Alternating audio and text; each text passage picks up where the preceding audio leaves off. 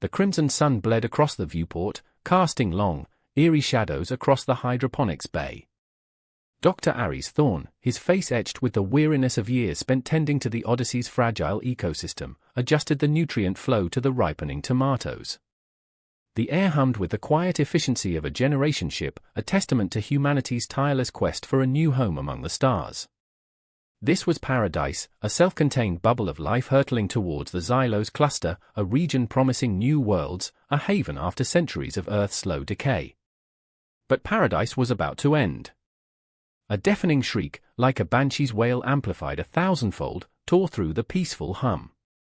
The ship shuddered violently, groaning under the impact of something colossal. The gentle rocking motion, a constant companion for 30 years, transformed into a brutal, bone-jarring lurch. Alarms blared, a chaotic symphony of warning lights flashing red, painting the bay in a strobe-like frenzy. Aris stumbled, dropping his datapad with a clatter. The sweet scent of ripe tomatoes was instantly overwhelmed by the acrid smell of burning polymers and ozone. He scrambled towards the emergency hatch, his heart hammering against his ribs, the air thick with the metallic tang of blood and the sickeningly sweet smell of burnt flesh. Through the gaps in the hydroponics racks, he glimpsed scenes of utter chaos, crew members screaming, running blindly, trying to escape the inferno that was consuming their meticulously crafted world. Through a shattered viewport, he saw it, a fleet of sleek, obsidian warships, impossibly elegant yet utterly terrifying, their energy cannons spitting bolts of searing plasma like enraged gods. The Odyssey, with its fragile biodomes and hydroponics bays, was a child's toy against this overwhelming force. His friend, Dr. Lena Petrova, a botanist known for her infectious laugh and unwavering optimism, screamed a wordless cry of terror as a plasma bolt sliced through the air, vaporizing a section of the ship near her research station. One moment, she was there, tending to her genetically engineered orchids, the next, she was gone, reduced to ash in an instant. Aris felt a cold knot of dread constrict his chest, tightening his throat until he could barely breathe. This wasn't a simple pirate attack, this was extermination. The Xylan Empire, a civilization renowned for their ruthless efficiency and technological prowess, had made their intentions horrifyingly clear. Humanity, with its fledgling interstellar presence, was deemed a threat, an infestation to be eradicated. And now, the fight for survival had begun, a desperate battle against impossible odds.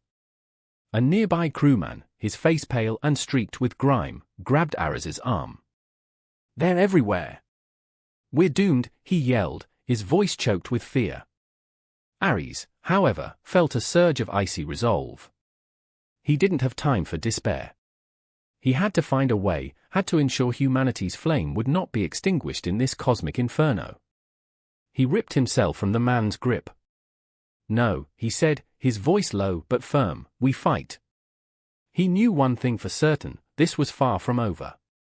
The fight for humanity's future had just begun. His mind already raced, searching for a solution, for a weakness in the seemingly impenetrable armor of the Xylan Empire. The initial chaos subsided into a grim, suffocating silence. The Odyssey, once a beacon of hope, was now a crippled vessel, its life support systems flickering, its internal atmosphere tainted with the stench of burnt metal and fear. Survivors huddled in the few intact sections of the ship, their faces pale and drawn, their eyes haunted by the carnage they had witnessed. Aris, miraculously unscathed, found himself thrust into a makeshift command center, a cramped, dimly lit engineering bay, now repurposed as a desperate headquarters. "Casualties are heavy," a grim-faced Captain Eva Rostova reported, her voice raspy with exhaustion. "At least a third of the crew are dead or missing.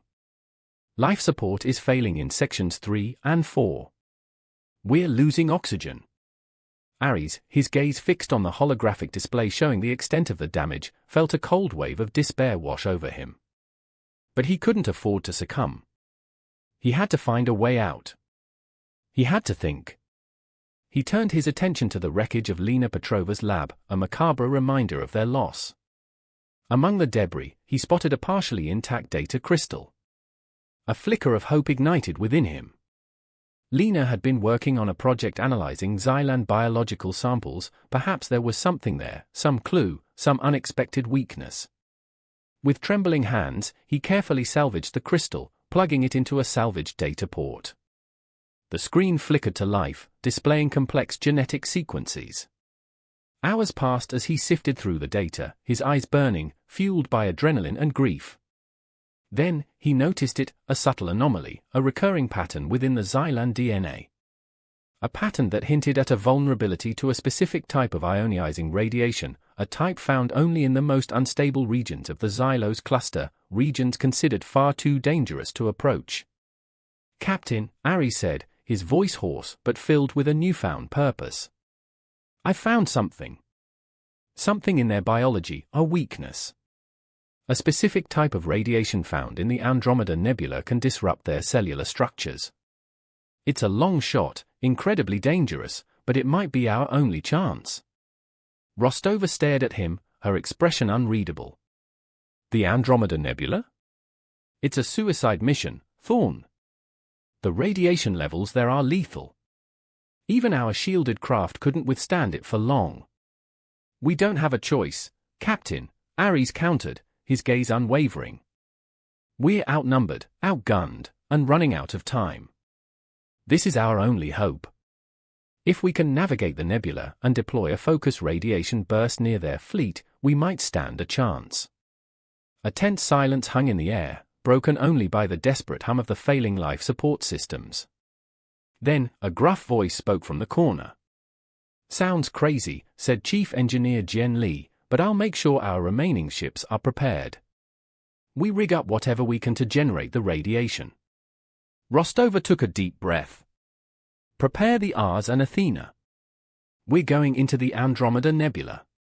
A glimmer of hope, fragile as a newborn star, flickered in her eyes.